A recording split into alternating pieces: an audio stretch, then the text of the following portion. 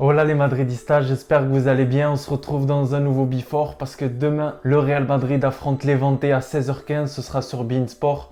Nouvelle journée de Liga, ça faisait longtemps. Maintenant, on est obligé de jouer tous les samedis vu qu'on s'est fait sortir de coupe. Donc voilà, Levante, on en parle tout de suite, c'est parti. Nouvelle journée de Liga et de nombreux absents, surtout en défense. On reçoit cette équipe de Levante avec de nombreux absents, dont Sergio Ramos, Carvajal qui est encore incertain, Lucas Vázquez qui est blessé, mais aussi Valverde qui est toujours en processus de récupération et Rodrigo qui est blessé jusqu'à la mi-février, début mars. Une équipe fragilisée en défense qui reçoit un Levante qui est 12e, qui s'est qualifié pour les huitièmes de finale de cette Coupe du Roi et pour les quarts de finale, qui a éliminé Valladolid, qui compte une seule défaite lors de leurs 5 derniers matchs en championnat. Donc écoutez, Levante, c'est pas catastrophique, hein. On a joué contre des 16e et des 17e qui nous ont posé des problèmes, donc ils sont 12e, ils sont, on va dire, plutôt en forme, hein, parce que eux, ils atteignent les quarts de finale de Coupe du Roi et pas nous. Donc voilà, au match aller, j'ai revu le match hier. Au match aller, c'était un match assez compliqué avec un énorme Thibaut Courtois. Je viens de revoir les actions, c'était incroyable. Thibaut Courtois, mais aussi de l'autre côté, on avait Vinicius qui avait raté énormément d'occasions. On s'était imposé 2-0 sur des buts de Vinicius et de Karim Benzema en fin de match. Donc j'espère que demain ça va le faire parce que bon, à part cette défense qui est fragilisée, on a l'attaque qui est toujours présente, on a Karim Benzema qui sera bien évidemment de la partie.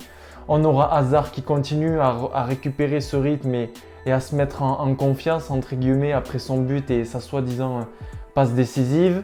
On a Asensio qui sera là. En revanche, on n'aura pas de Lucas Vázquez. Pourquoi? Parce que Lucas Vázquez a une blessure musculaire, il ressent des douleurs au niveau des jambes. Et les gars, c'est dû à quoi? C'est dû au fait que Lucas Vázquez a enchaîné 20 matchs en tant que titulaire. Donc les 20 derniers matchs, c'est titulaire, il sortait quasiment pas en deuxième mi-temps. Donc comme je vous l'ai dit plusieurs fois, hein, je me répète, mais c'est important de le dire, la blessure de Valverde, la blessure de Karim Benzema au mois de décembre, si je dis pas de bêtises, fin novembre, début décembre, et récemment la blessure de Lucas Vázquez, ben c'est dû à quoi? C'est dû à un banc qui est trop fragile, comme je vous le disais dans ma précédente vidéo, d'ailleurs n'hésitez pas à aller la voir, et c'est dû voilà, à des joueurs qui lâchent quoi. Au bout de 20 matchs d'affilée où tu enchaînes 80-90 minutes, ben ton corps il dit stop. Donc d'où la nécessité d'avoir un banc costaud la saison prochaine. Et encore une fois, heureusement qu'il y a Asensio qui peut prendre ce côté droit. Aujourd'hui, tu n'as pas Lucas Vázquez qui est légèrement blessé, tu n'as pas Rodrigo qui est lourdement blessé. Si tu n'as pas Asensio, tu n'as personne sur le côté droit. Heureusement en défense qu'on a Militao qui va pouvoir remplacer Sergio Ramos, parce que j'entendais il y a quelques semaines que Militao intéressait Mourinho, intéressait le Bayern Munich pour un prêt de 6 mois. Ben encore une fois, heureusement qu'on n'est pas allé prêter ce jeune Militao, parce que demain, ben ça aurait été un Raphaël Varane avec Just en défense. Donc heureusement que Militao est là pour remplacer Sergio Ramos.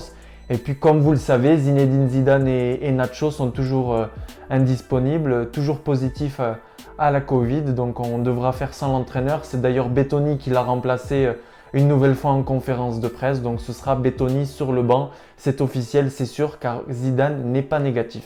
Donc voilà les gars, c'était le before, rien de spécial à part ces blessures. J'espère qu'au niveau de l'attaque, on va revoir les mêmes choses que la semaine dernière, voire mieux.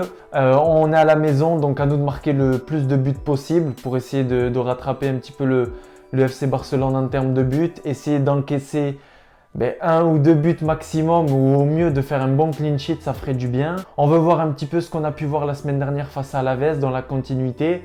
Il n'y a pas d'excuses les gars, franchement on s'est fait sortir de coupe. On joue tous les samedis en attendant la Ligue des Champions. Ils leur donnent 2 jours de repos et tout le reste, c'est que de l'entraînement. Il y a de la récupération, il y a des entraînements complets, il y a le temps de se reposer, de faire des soins. Donc pas d'excuses les gars, on veut du jeu, on veut un type de match comme celui qu'on a pu voir face à Alavés. On y croit, même si l'Atlético de Madrid n'arrive pas à lâcher de points, on croit quand même en cette Liga. Moi franchement, j'y crois, je crois quand même qu'avec toute la phase retour, il reste encore 20 matchs. On peut aller les chercher, du moins on peut aller se rapprocher au maximum. Ils n'ont pas eu de temps faible entre guillemets, à eux d'avoir leur crise. Nous, à nous de nous mettre au maximum.